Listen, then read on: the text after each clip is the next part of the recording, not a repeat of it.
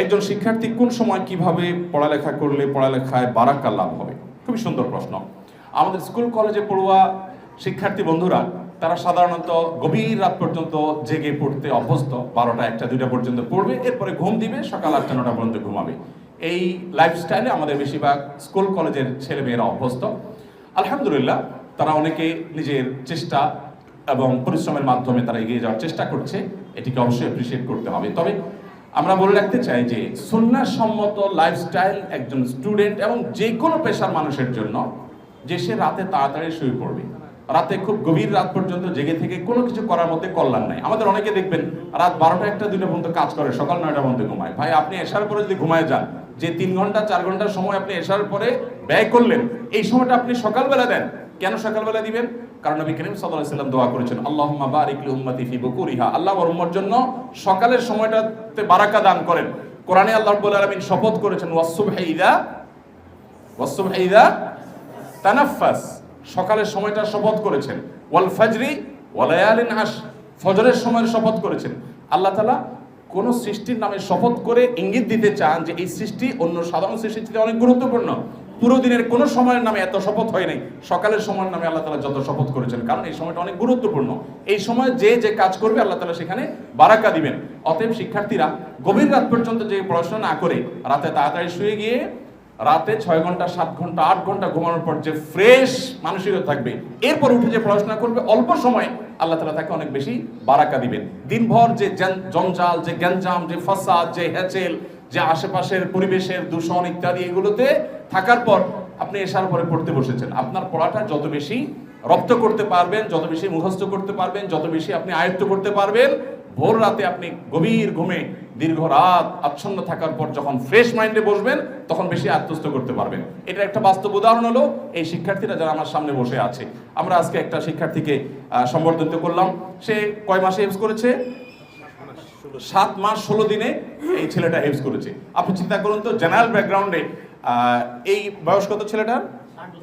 8 বছর বয়সে একটা ছেলে 7 মাস 16 দিনে কোরআনে কারিমের মতো মহাগ্রন্থ, যেটা নিজের ভাষায় না আরবিতে, সেটা আবার বিশুদ্ধভাবে অনেক আরাবিয়ানরা এত শুদ্ধ করে করতে পারে না, সেই রকম শুদ্ধ করে 30 পারা কোরআন হিফজ করে ফেলেছে এবং সবিনার মাধ্যমে এক দাঁড়ানোতে টানা সে পুরাটা শোনা দিতে পারছে।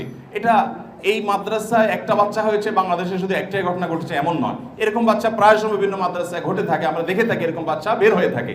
আপনি জেনারেল ব্যাকগ্রাউন্ডে এরকম আরেকটা দৃষ্টান্ত খুব বেশি দেখাতে পারবেন না, পাবেন কিছু বিচ্ছিন্ন ঘটনা, এরকম মাদ্রাসাগুলোতে প্রায় দেখা যায়।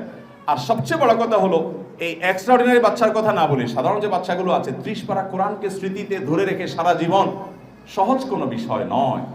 এত অসাধ্য সাধন তারা করছে, তাদের মেথডটা কি? মেথডটা হলো রাতে তাড়াতাড়ি তারা শুয়ে পড়ে আসার পরে ভোর রাতে তারা উঠে যায়। ওই সময় স্মৃতিশক্তি আপনার প্রখর হয় এবং যে কোনো কিছু আত্মস্থ করতে পারে। এই জন্য আমাদের শিক্ষার্থীদেরকে আমরা প্রথম নাসিহা করব যে পড়াশোনায় বারাকা যেন লাভ হয়, অল্প সময় অনেক বেশি অ্যাচিভমেন্ট যেন হয়, সেজন্য এই লাইফস্টাইলটাকে একটু চেঞ্জ করে ফেলতে পারলে ভালো হয়। রাতে তাড়াতাড়ি শুয়ে ভোর রাতে ফজরের আগে উঠে গিয়ে তুমি পড়াশোনা করো, ফজরের পরে বেশি পড়াশোনা করো, ইনশাআল্লাহ এর মধ্যে বারাকা থাকবে। এক। দ্বিতীয়ত, প্রতিটা পড়াশোনা, এমনকি সেটা জাগতিক পড়াশোনা হোক, তোমার অঙ্ক হোক, তোমার অন্য কোনো সাবজেক্ট হোক, এটা পড়ার আগে অবশ্যই বিসমিল্লাহ বলে নিবে, কারণ বিসমিল্লাহ বললে আল্লাহ রাব্বুল আলামিন সেখানে বারাকা এবং কল্যাণ দিয়ে থাকেন, অনেক বেশি আল্লাহ তাআলা বারাকা দিবেন। প্রতিটা সাবজেক্টের শুরুতে তুমি বিসমিল্লাহ বলবে। তৃতীয়ত আরেকটা পরামর্শ আমরা দিতে পারি, তা হলো নিয়তটাকে খালেজ করে নিবে। মাদ্রাসার ছাত্রদেরও নিয়ত খালেজ করতে হবে আজকাল, যে আমি আলেম কেন হচ্ছি? আমি আলেম হচ্ছি, আমি নিজে কোরআন হাদিসের উপর আমল করব, মানুষকে কোরআন হাদিসের প্রতি আহ্বান করব। যারা স্কুল কলেজে পড়াশোনা করছো, সেই সমস্ত শিক্ষার্থী, বিশেষ করে ছোট ছোট শিক্ষার্থী ভাই বোনদের প্রতি, বন্ধুদের প্রতি আমাদের আবেদন থাকবে যে তোমাদেরও নিয়তটাকে খাঁটি করো, যে আমি বড় ডাক্তার হয়ে, ইঞ্জিনিয়ার হয়ে, বা যে কোনো ক্ষেত্রে আমি বড় শিক্ষিত হই, আমি যেটা করব তা হলো জাতির কল্যাণে আমি নিজেকে নিয়োজিত করব, এবং আমি যদি এগিয়ে যাই তাহলে সেক্ষেত্রে মুসলিম উম্মার মুখ উজ্জ্বল হবে, এবং আমি মানুষকে সেবা দিব, মানুষের খেদমতে আমি নিয়োজিত থাকবো। আমার পেট পালার চিন্তা করা এটা একটা ছোট লোকের চিন্তা। গরু কিনলে সাথে গোবর এমনিতেই চলে আসে, কিন্তু গোবরের উদ্দেশ্যে গরু যে কিনে, এর মন মানসিকতা নিয়ে মানুষ প্রশ্ন তুলতে পারে যে এত নিচু চিন্তা মানুষ করে নাকি? গরু কিনলে তো গোবর এমনি পায়। তোমার জেনারেল শিক্ষা শিক্ষিত হয়েছে, তোমাকে আল্লাহ রাব্বুল আলামিন এই শিক্ষার মাধ্যমে তোমার ডাল ভাতের ব্যবস্থা করবেন, সামাজিক অবস্থান, তোমার ক্যারিয়ার, এগুলো সবই হয়ে যাবে ইনশাআল্লাহ। কিন্তু উদ্দেশ্য সেটা থাকবে না, উদ্দেশ্য হবে যে আমি এর মাধ্যমে মানুষের কল্যাণ সাধন করবো। তখন তোমার জেনারেল শিক্ষাটাও ইবাদতে পরিবর্তিত হবে ইনশাআল্লাহ তাআলা। আল্লাহ তাআলা আমাদের শিক্ষার্থীদেরকে তাদের কাঙ্ক্ষিত লক্ষ্যে পৌঁছে যাওয়ার তৌফিক দান করুন।